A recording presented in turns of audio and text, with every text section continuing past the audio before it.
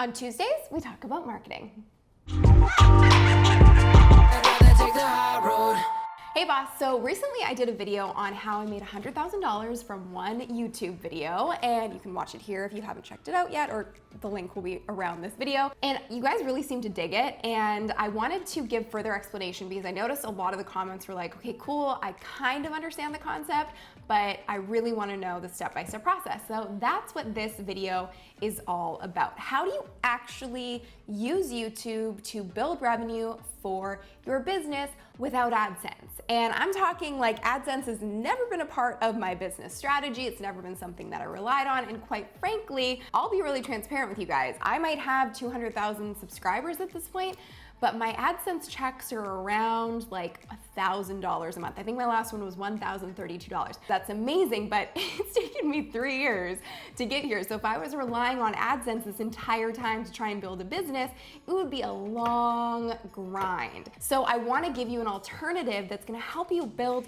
consistent revenue in your business, for your business, off of YouTube, because this is an incredible platform. You guys know I love it so much, and it really is the reason that my business has kind of exploded over the last couple of years. Just want to reiterate, this strategy has nothing to do with AdSense, and it's truly just a strategy to bring in consistent revenue for your business and whatever products or service it is that you're selling. So to really simplify this and break it down, I'm going to break it down into the 3 steps that I've used and I've continued to teach the clients and the students that I work with. And I'm actually going to show you a couple examples of those students and clients that I work with later in this video, so you can see in real world examples how this actually works no matter what industry you're in. So if you're excited, give me a like and let me know below the video, and we're going to dive into these 3 steps. Step number 1 is obviously figuring out what is it that you're trying to monetize? What is it that you want to sell? So I'll explain my path and my journey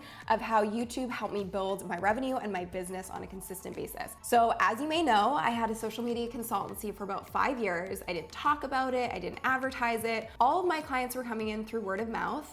One day, one of my clients went bankrupt, and I was kind of wondering what I was supposed to do and how I was supposed to bring in consistent revenue when I'd been relying on that client for a couple of years. So I still had a lot of other clients at the time, and I was super busy as a solopreneur, and I needed to figure out a way to answer these questions while also bringing in more business and all that kind of stuff. So I sat down and I recorded a tutorial to answer one of my clients' most frequently asked questions, which at the time was all about how to live stream for your business. So I talked about using Periscope, which was an app that had just launched at the time. I, at that point, really didn't know anything about online business. I had no courses. I had nothing to sell really other than my time as a consultant in social media. So I wasn't using it really to build a business at that point. So it was kind of like ignorance is bliss.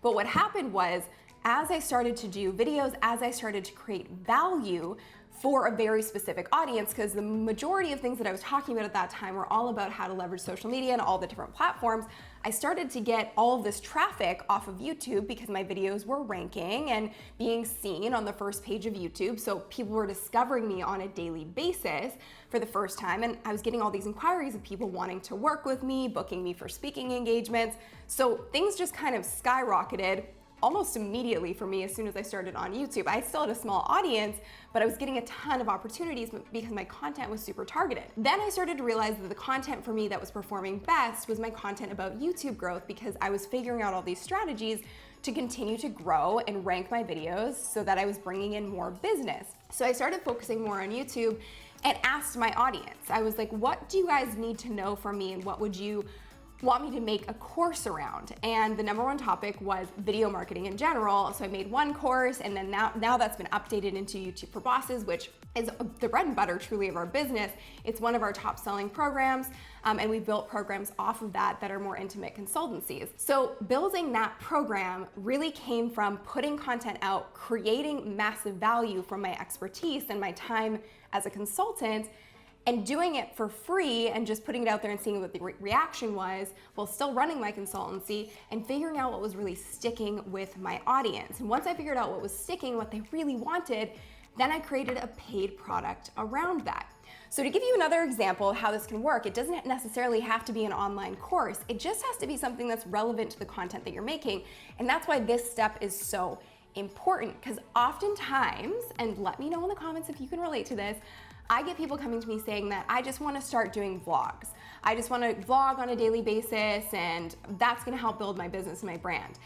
And I often say that's going to be a really hard and slow grind for you because you're getting this wide audience but not a targeted audience. And if you do targeted content, it's going to attract the right potential customers for you. So 2 other examples that I wanted to show you are students and clients of mine. One is Apollonia Ponte, who is a relationship and dating coach for men, and she grew her channel from 50 subscribers to about 12,000 in 5 months. And she's generating $1,000 to $2,000 a week off of YouTube by selling her services as a dating and relationship coach.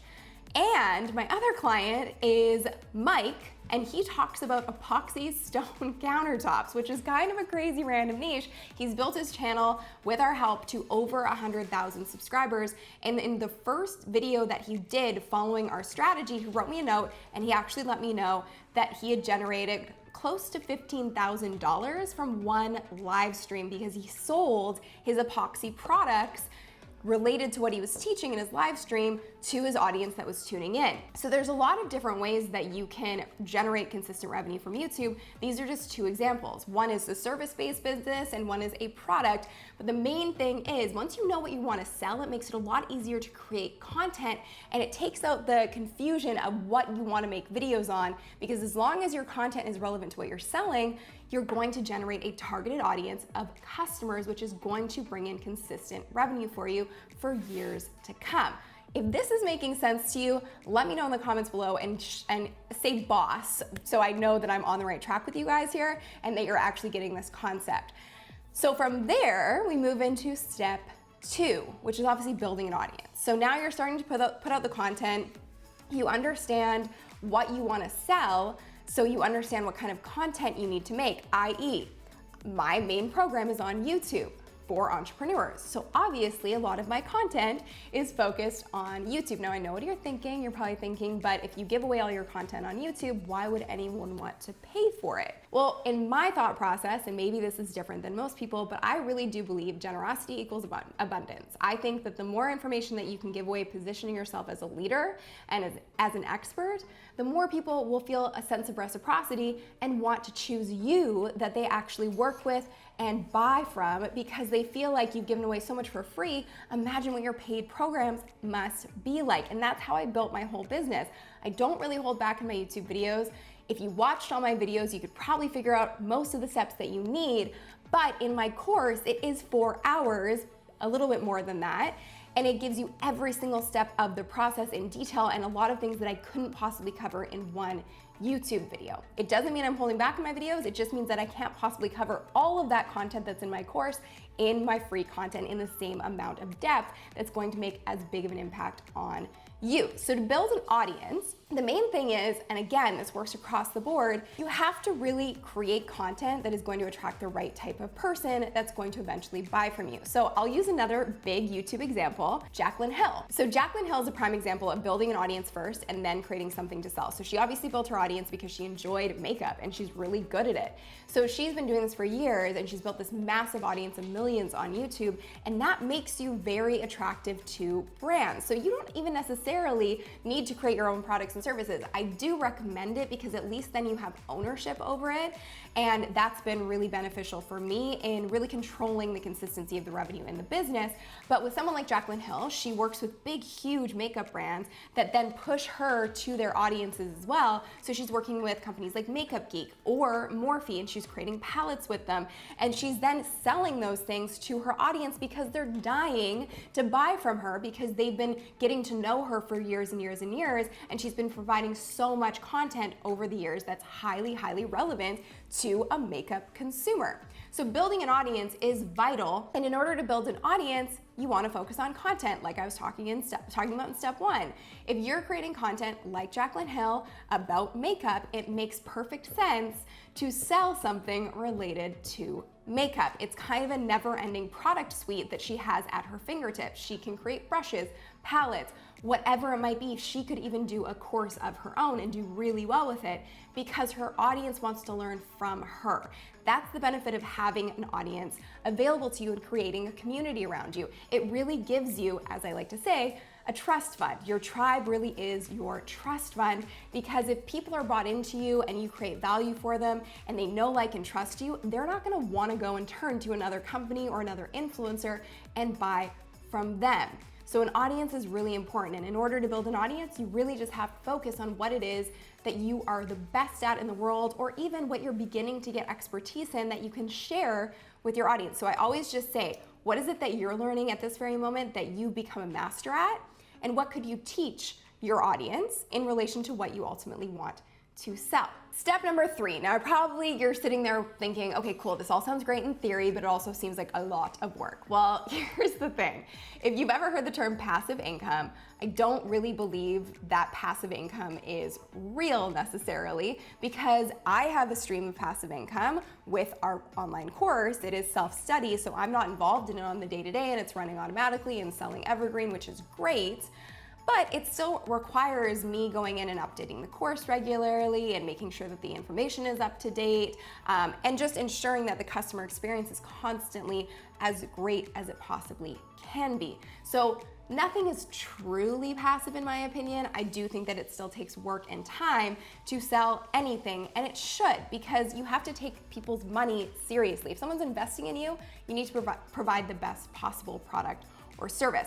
So if you're sitting there thinking, well, I don't know what to sell, I don't even know where to start, it's okay if you don't start doing this immediately. The most important thing is that you just start doing it. You just start putting content out there. You just start figuring out what your audience even wants. You figure out who you even want to be attracting, because that is ultimately going to lead to your end goal. The people that I've talked about today, it's taken them a lot of time, including myself, to really figure out who their exact ideal audience is in order to start selling to them. So be patient with this process, which I know is sometimes hard. I get it, I'm not patient, but it is a big part of this process. So to get you thinking about this, there's a couple of things that work really well, especially when you're just getting started, either wanting to sell products by yourself, or if you have a team behind you. These are some of the things that you can start brainstorming and thinking about. You can sell things like books, you can sell ebooks, you can sell courses, online courses, even mini courses that are like no more than 5 video trainings. You can sell coaching packages, as I mentioned with Apollonia Ponte. She's done really well with that. You can do physical products, as I mentioned with my client Mike. You can do an Etsy store. You can drive traffic to an Etsy store. You can drive traffic to an Amazon store.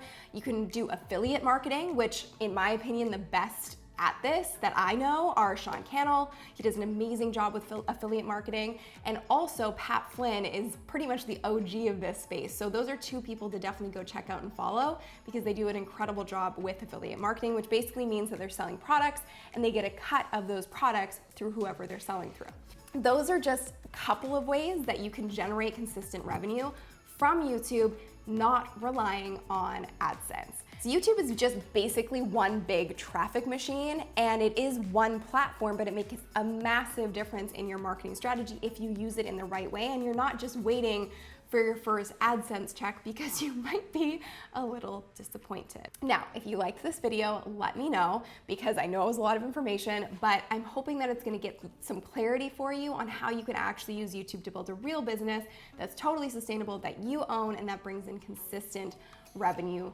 for you. If you liked it, let me know. Leave me a comment below and tell me what your biggest takeaway was, or how you're using YouTube to build your business.